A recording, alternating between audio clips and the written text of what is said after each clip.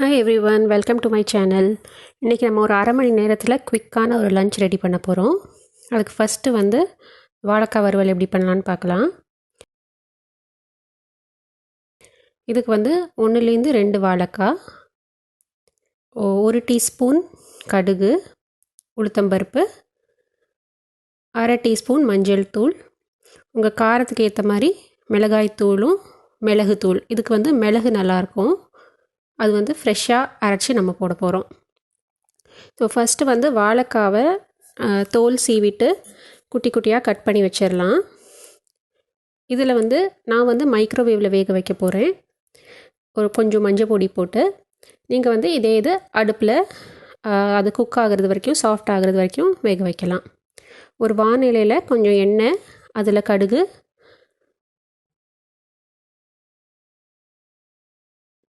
பொரிஞ்சதும் அதில் உளுத்தம்பருப்பு லைட்டாக ப்ரௌன் ஆகிறது வரைக்கும் வதக்கலாம்.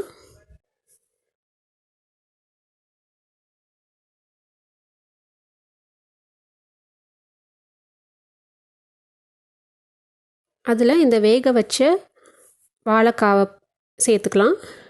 அதோடு சேர்ந்து உப்பு, மிளகாய்த்தூள், அப்புறம் மிளகு, இது எல்லாம் சேர்ந்து வதக்கலாம்.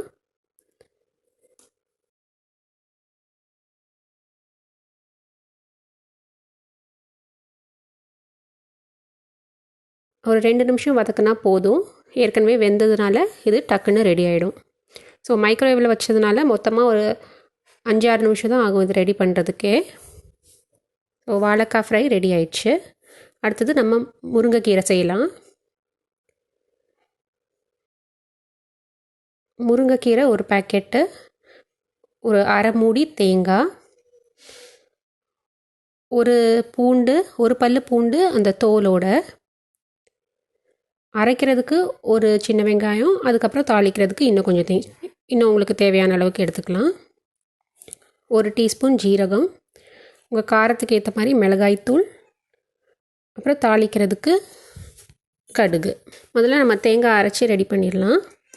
அதில் தேங்காய், துருவின தேங்காய், ஒரு சின்ன வெங்காயம், சாம்பார் வெங்காயம், 1 டீஸ்பூன் ஜீரகம், மிளகாய்த்தூள், அப்புறம் தோலோட பூண்டு, இதெல்லாம் சேர்ந்து கொரன்னு அரைச்சிடலாம்.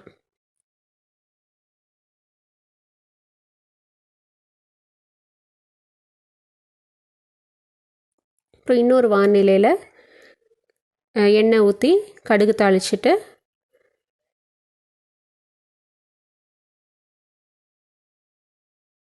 கடுகு பொரிஞ்சதும் அதில் சின்ன வெங்காயம் சின்னதாக கட் பண்ணது இல்லை ரவுண்டாக கட் பண்ணி அதை லைட்டாக ப்ரௌன் ஆகிறது வரைக்கும் வதக்கணும்.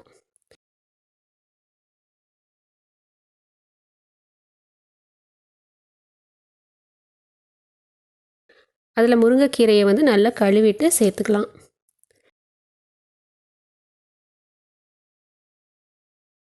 அதுக்கு தேவையான அளவுக்கு உப்பு.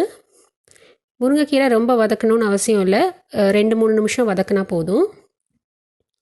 முருங்கைக்கீரையை வச்சு நம்ம அடையும் செய்யலாம். அந்த ரெசிபி ஏற்கனவே ஷேர் பண்ணியிருக்கேன். இது வதங்கின உடனே இதில் நம்ம அந்த அரைச்சி வச்ச தேங்காயையும் சேர்த்துக்கலாம்.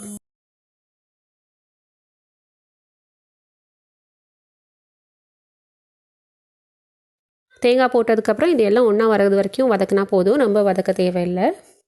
ஸோ இந்த காம்பினேஷன் முருங்கைக்கீரையும் வெந்த சாறுன்னு சொல்லுவாங்க, அந்த வெந்தய ரசமும் சித்ரா பௌர்ணமி அன்னைக்கு எங்கள் ஃபேமிலியில் ஊரில் இருக்கும்போது எல்லாம் பேக் பண்ணி எடுத்துகிட்டு போவாங்க.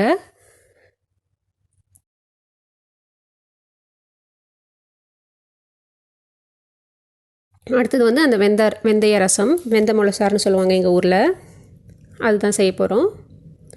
அதுக்கு ரொம்ப ரொம்ப ஈஸியான ரசம் இது.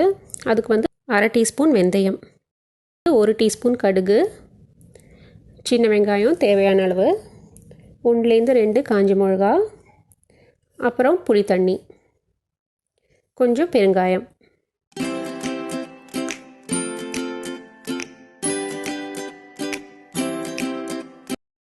முதல்ல எண்ணெயை விட்டு கடுகு போட்டுடலாம்.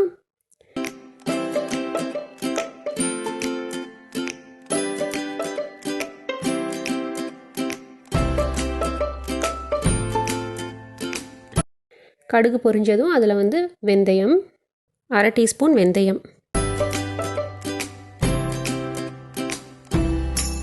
அதுக்கப்புறம் இதில் வந்து சின்ன வெங்காயம் போட்டு வதக்கிக்கலாம். ப்ரௌன் ஆகிறது வரைக்கும் வதக்கிக்கலாம். அதோடு சேர்ந்து 2 காஞ்ச மிளகாவும் சேர்த்துக்கலாம்.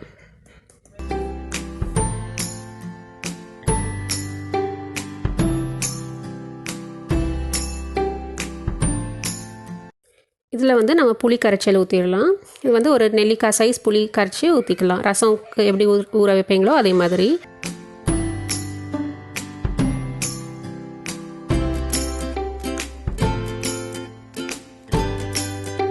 ஸோ நான் வந்து புளி பேஸ்ட் போடுறேன். அதனால் தண்ணி விட்டுட்டு அந்த புளியும் பேஸ்ட்டையும் மிக்ஸ் பண்ணுறேன். அப்புறம் கொஞ்சம் பெருங்காயம், இது எல்லாம் சேர்த்து உப்பும் சேர்த்து கொதி வர்றது வரைக்கும் விட வேண்டியதுதான்.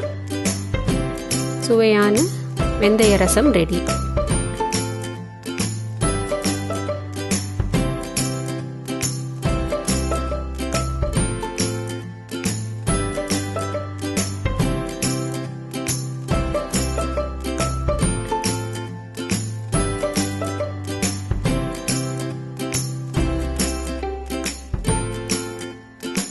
இதை நம்ம சுடாக பரிமாறிடலாம்.